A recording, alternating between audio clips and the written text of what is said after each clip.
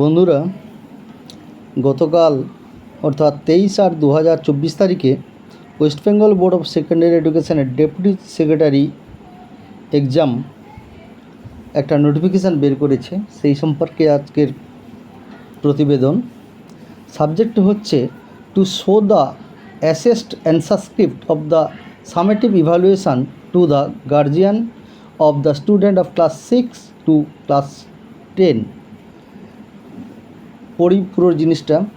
The head of the all secondary school under WBSC are requested to undertake suitable steps so that the assessed answer script of the summative evaluation of the student of class 6 to class 10 are shown to the guardian, enable the latter to comprehend their children's capacity and understand their ability to learn, progress made in learning, and any other relevant information about the child's performance. This notification is issued in the interest of the student and qualitative improvement in their performance.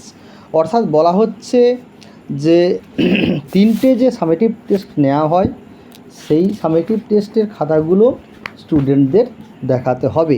এই সংক্রান্ত আর একটু বিস্তারিত আলোচনা করছি।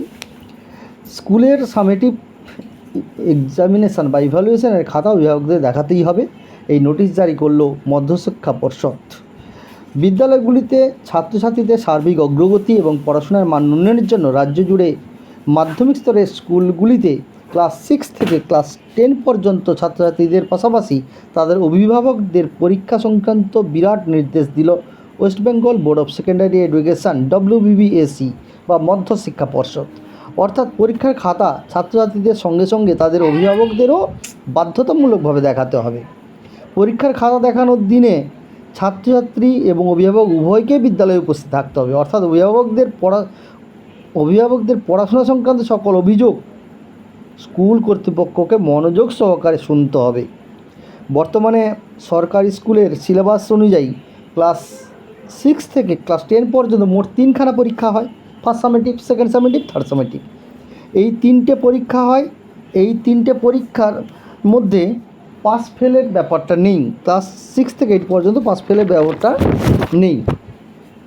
এই summative পরীক্ষাগুলোতে ছাত্রছাত্রীরা কত নম্বর পাচ্ছে এবং তার আগের তুলনায় পড়াশোনার মান কতটা উন্নতি ঘটেছে তা যাচাই করার জন্য এবার থেকে অভিভাবকদেরও ছাত্রছাত্রীর সঙ্গে উপস্থিত থাকতে বলা হচ্ছে এই নোটিফিকেশানে। এখন প্রশ্ন হলো, পর্ষদ কেন এরকম সিদ্ধান্ত নিতে চলেছে? হঠাৎ কেন সিদ্ধান্ত নিতে চলেছে? অনেক ক্ষেত্রেই দেখা যাচ্ছে যে অনেক কম নম্বর প্রাপ্ত ছাত্রছাত্রীরা পরীক্ষার খাতা তাদের অভিভাবকদের বা বাবা মাকে দেখাচ্ছে না, বা তাদের রেজাল্ট সম্পর্কে অভিভাবকদের অবগত করাচ্ছে না, কিংবা নিজেরা বা অপরকে দিয়ে অভিভাবকের স্বাক্ষর করে স্কুলে জমা দিয়ে দিচ্ছে। ফলে অভিভাবকরা জানতে পারছেন না। ফলে অভিভাবকদের তাদের পুত্রকন্যাদের পড়াশোনার মান উন্নয়ন সম্পর্কে অবগত হতে পারছেন না।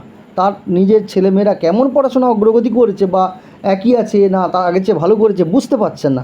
ফলে সামগ্রিকভাবে বার্ষিক পরীক্ষা যখন দিতে যাচ্ছে তার ফলাফলে তার এফেক্ট পড়ছে, প্রভাব পড়ছে। কারো কারো রেজাল্ট খুবই খারাপ হয়ে যাচ্ছে। ফলে কি হচ্ছে, স্কুলের ভাবমূর্তি নষ্ট হচ্ছে, অভিভাবকরা মনক্ষুণ্ণ হচ্ছেন, একটা বিরূপ প্রভাব তৈরি হচ্ছে। এই জন্য এই নোটিফিকেশান জারি করেছে মধ্যশিক্ষা পর্ষদ। এটা মেনে চলতে হবে।